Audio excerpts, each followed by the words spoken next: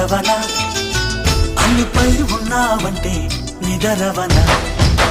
కలలే కన్నావంటే నిజమై ముందుకి రానా కలతై ఉన్నావంటే కథనవన అమ్మలో ఉండే సగం అక్షరం నేనే నాన్నలో రెండో సగం లక్షణం నేనే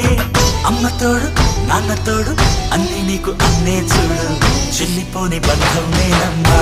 చిటి చెల్లెమ్మా వెళ్ళిపోని చుట్టం నేనమ్మా